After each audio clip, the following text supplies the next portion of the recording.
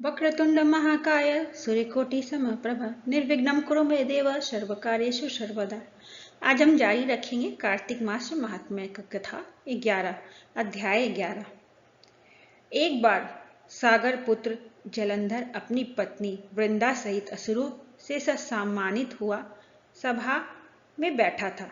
तभी गुरु शुक्राचार्य का वहां आगमन हुआ। उनके तेज से सभी दिशाएं प्रकाशित हो गई।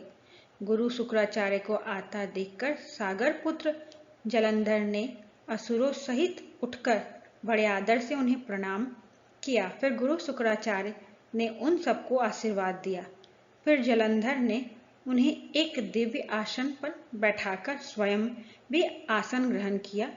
फिर सागर पुत्र जलंधर ने उनसे विनम्रता पूर्वक पूछा, हे गुरुजी, आप हमें यह बताने की कृपा करें कि राहु का सिर किसने काटा था।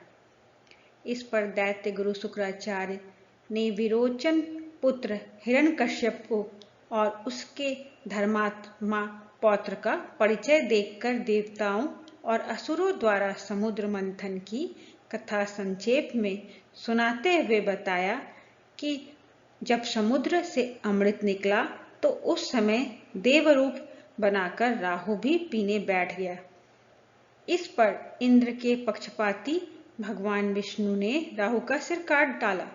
अपने गुरु के मुख से इस प्रकार के वचन सुनकर जलंधर के क्रोध की सीमा न रही।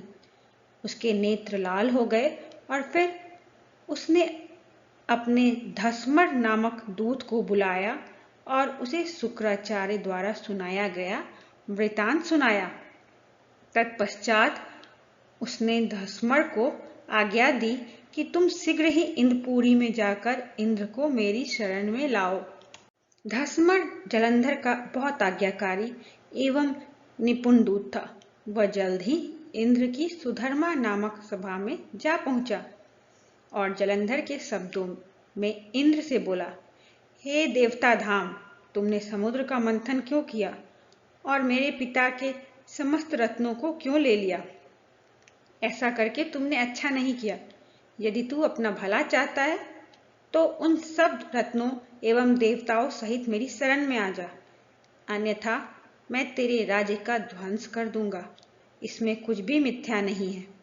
इंद्र बहुत विस्मित हुआ और कहने लगा, पहले मेरे भय से सागर ने सब पर्वतों को अपनी कुक्षी में क्यों स्थान दिया और उसने मेरे शत्रु दैत्यों की क्यों रक्षा की। इसी प्रकार मैंने उसके सब रत्न हरण किए हैं।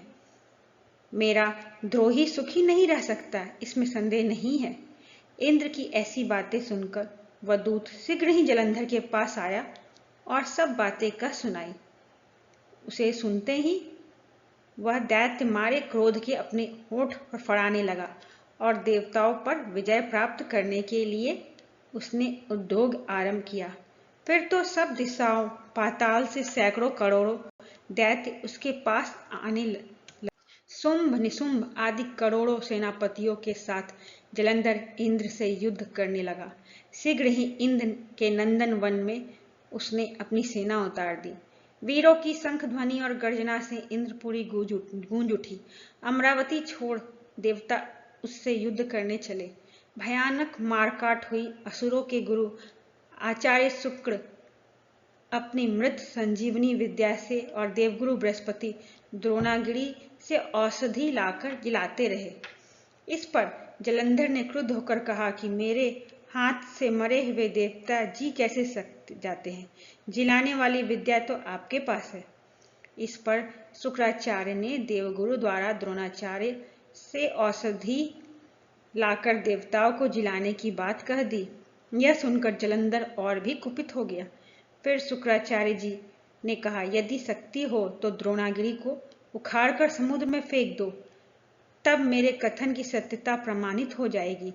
इस पर जलंधर कुपित होकर जल्द ही द्रोणागिरी पर्वत के पास पहुंचा और अपनी भुजाओं से पकड़कर द्रोणागिरी पर्वत को उखाड़कर समुद्र में फेंक दिया।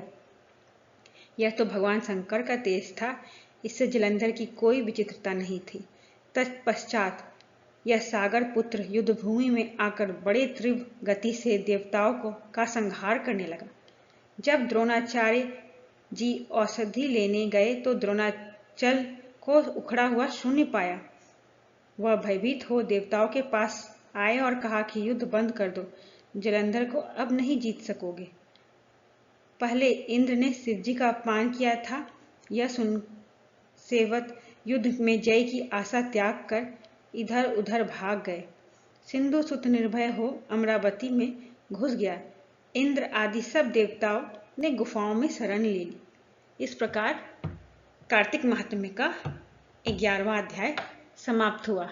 जय श्री विष्णु।